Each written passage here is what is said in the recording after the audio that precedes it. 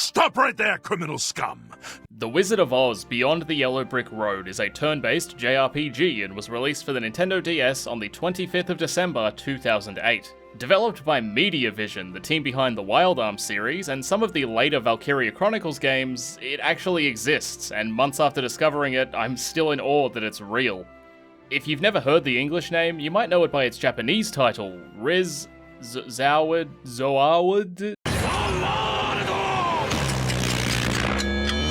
There's actually an interesting story behind the name. In addition to it being a reorganized sequence of the letters in both Wizard and Oz, it's completely meaningless, but the director, Nobuo Nozukawa, thought it had a ring to it. Well, like anyone who makes weeaboo shit, he's wrong, and it is pretty weeby too. The theme music's a full-blown J-pop song that I can't use because of copyright, but I'll leave a link in the description. Criminal scum. The premise is quite similar to the classic Wizard of Oz, where Dorothy cops a tornado to the face, and the resulting coma sees her trapped in a mystical foreign land in which everyone's either a dwarf with daddy issues, a bloke in a fursuit, or a witch who does foot stuff. There are a few small additions which make it more Japanese. For starters, the plot dives headfirst into the whole "this journey was predetermined by fate" bullshit, as one of the witches pens a story about a young girl and her dog, kicking off the events of the game. The novel design is an integral theme, as the game beats you over the head with book imagery, which can be seen sprinkled throughout UI design as well as cutscenes. The main cutscene type is in-engine, with a 3D model and a bit of text, but there's also a storybook style filled with beautiful, vivid images, as well as a modest sampling of sound effects. If the text mentions a gentle breeze, a subtle sound cue will punctuate the moment, creating a unique air amid plot delivery.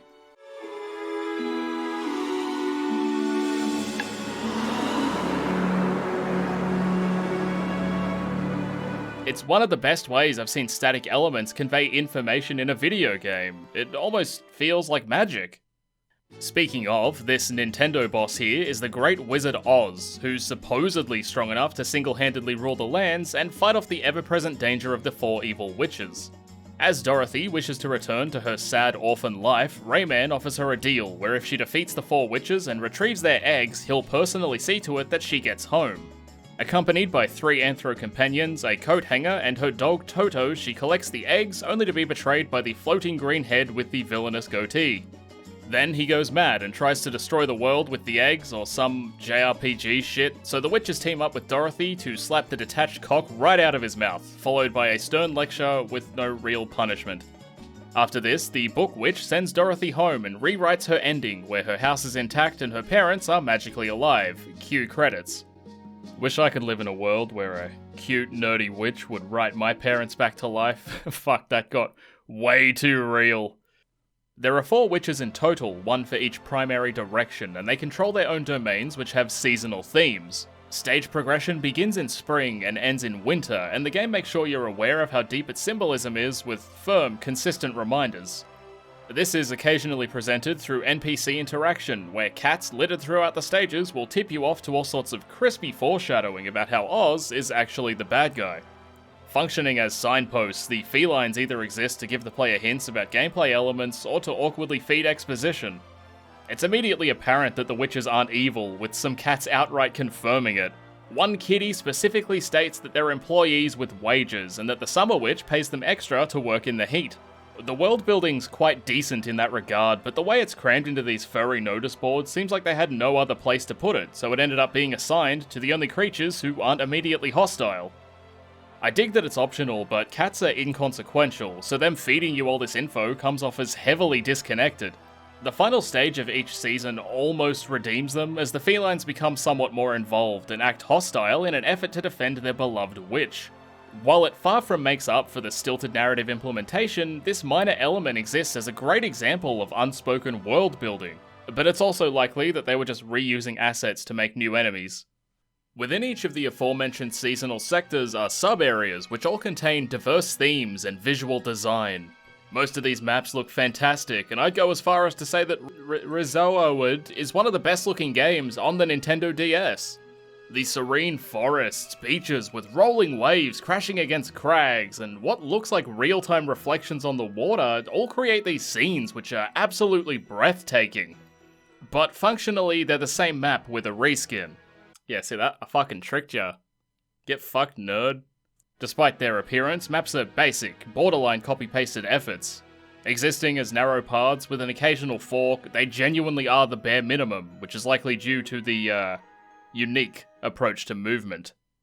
As this title was created for a system with a touchscreen, one of the self-appointed constraints was to fully utilize it, with the director outright stating that the touch implementation was mandatory. Buttons were out, no longer the hot trend, and in their place was this trackball, which moved Dorothy based on rotation and momentum. A controlled drag would shift the player ever so slightly, but the recommended way to move was with a rapid flick, sending the ball into a golden rotation and Dorothy into a Naruto run. I like to think I'm pretty open-minded when it comes to mechanics, but restricting access to a perfectly functional, time-tested D-pad in favour of intrusive, awkward controls is way past cool. The trackball is a detriment to movement and basic game interaction, as you're always battling with the lack of precision. The director also stated in an interview that he had confidence in the control scheme and didn't think about adding any changes or options when the game was localized, which really sucks because it's a huge pain in the ass. There are games which have intentionally made the controls shitty, but typically build the experience around it. QWOP or QWOP or however the fuck you say it, Getting Over It, Human Fall Flat all come to mind, and they're games. While they are still a chore to play, that's the point. You buy into a game which is infuriatingly fun and offers a unique challenge, with the primary focus being the movement itself. RIZ-ZOAWD suffers heavily as movement is a means to access content and interact with other mechanics, leaving the trackball little more than failed innovation. That's not to say you never get a grasp on the controls, but the stages are incredibly narrow, and with the game practically begging you to use sharp flicks for faster movement, about 300 degrees of the ball is completely fucking worthless. To make matters worse, enemies typically mosey around in these corridors waiting for the sweet, sensual touch of an anime girl, and upon doing so, it initiates combat. I appreciate whenever a JRPG opts for a system which isn't random encounters, but the infuriating methods of movement undermines it, as it's incredibly difficult to dodge standard enemies, making them far more annoying. After a while, I found the best way to dodge boys was to bait to one side and then fake out with a quick dash in the other direction. If you're lucky, you'll narrowly skirt around them, but you're also at the mercy of the stage design and your own momentum, which can abruptly cease, lending foes enough time to catch up. Controls are far from the only obstacles to progress, as you're often gated by gates. Said gates are the only thing standing between you and the magical egg at the end of every stage, and they accompany a corresponding switch, some of which require elements to activate. These are solely used to unlock paths, and any critical path locked behind an element is only accessible after acquiring said element, which effectively makes them redundant for core progress. The only reason they're not entirely useless is that old maps feature optional paths with elemental gates, and these typically obstruct some epic gamer loot.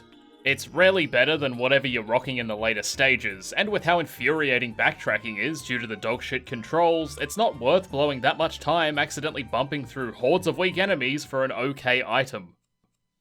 I think I've established how bare bones map interaction and progression are, and even as nice as some of the areas look, there's little in the way of distinctive design or landmarks, leaving them confusing to navigate and almost impossible to distinguish between without a map. I've got a feeling that the developers might have known this to some degree, as at each fork or intersection there's a customizable signpost where you can select a direction and assign a graphic to it.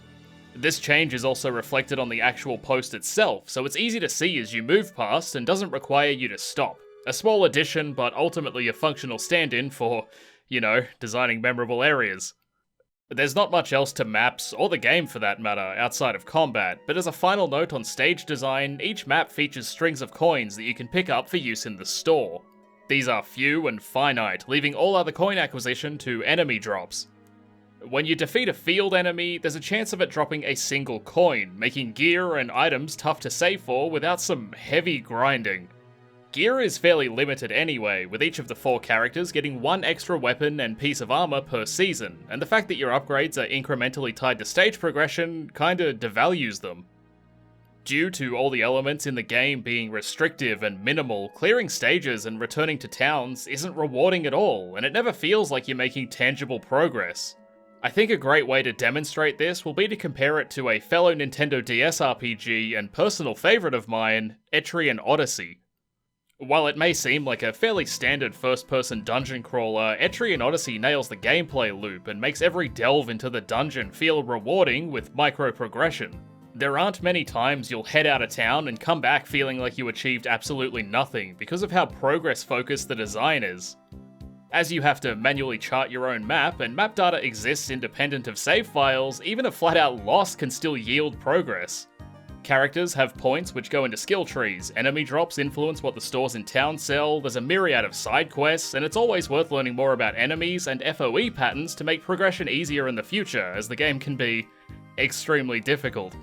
The Wizard of Oz never felt like that, because there's nothing to go back to.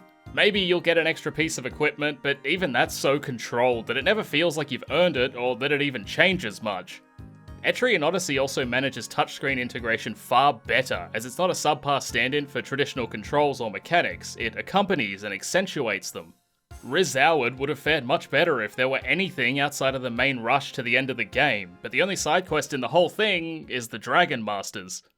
These are old scaly boys found within each stage, and beating them in combat grants new battle techniques.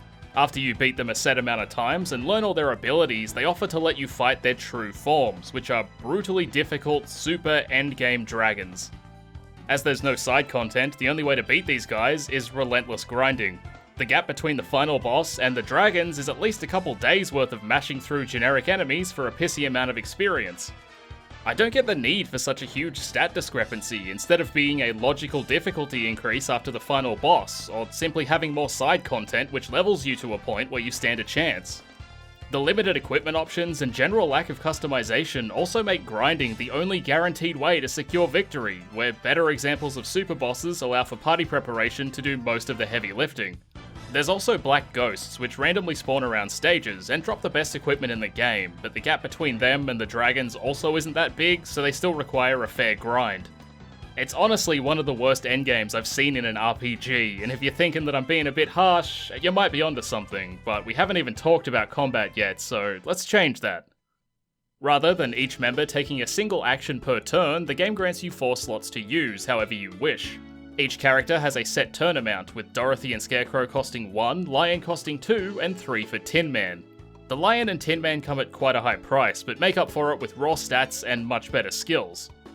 This is an interesting approach, as any given turn can see an entirely different roster of characters skirming on with foes. In one round, you might have Dorothy, Scarecrow, and Lion on the front lines, while in the next, you can have just Dorothy taking up all 4 actions. To add to this, characters that aren't slotted into the current turn can't be targeted by enemies, so there's a strategic incentive to backbench allies that need healing, or even to avoid abilities that target multiple friends. While it may seem like a versatile, potentially tactical system, the game's kinda baby's first RPG, and very rarely requires you to do anything. This is largely due to enemy types. There are 4 in total: Ghost, Aquatic, Armored, and Plant, and each is weak to a specific party member. Some enemies don't have a type, but fuck 'em, whatever. Because of this, almost every encounter boils down to pigeonholed selections. Dorothy's your ghost hunter, Lion can shatter shields, Tin Man pulls weed, and Scarecrow slaps fish like he's making sushi. Before engaging with the enemy at all, you know objectively the best way to deal with them, and it leads to incredibly dull combat where it feels like you're going through the motions instead of learning a foe's weakness and how best to approach them.